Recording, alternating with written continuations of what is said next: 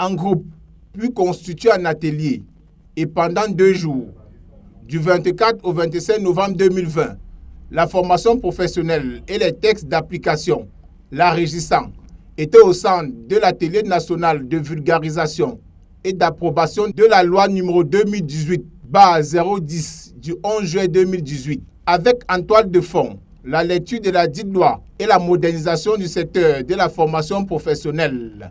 48 années après le statu quo, dû à la précédente loi qui date de 1976. L'intérêt de cet atelier, en fait, c'est déjà de par la lecture de la loi elle-même, parce qu'il s'agit d'une loi novatrice.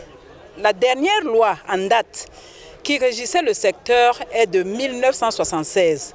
Donc en 2018, nous étions à 42 ans. Vous comprenez bien que cette loi était obsolète. Il fallait moderniser le secteur de la formation professionnelle au regard des mutations technologiques, au regard des mutations socio-économiques.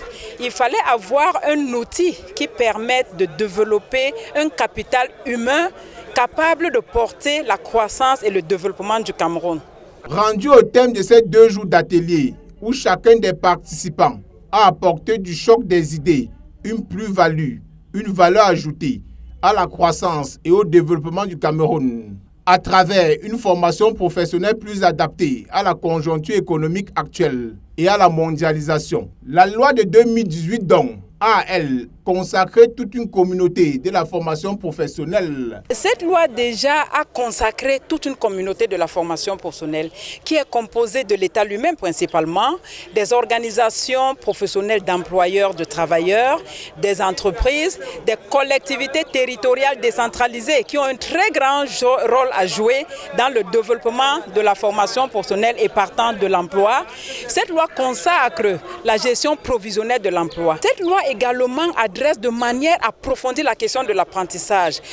La question de l'apprentissage qui reste et demeure le mode d'acquisition des compétences dans le monde et notamment dans les pays développés, à l'occurrence la Suisse et l'Allemagne. Le Cameroun n'est pas en reste et vise à travers ces lois de 2018 une réforme structurelle des normes dans le secteur de la formation professionnelle. La loi a balayé un champ comme ça, comme par exemple les normes, parce que la formation professionnelle doit se développer sur la base des normes.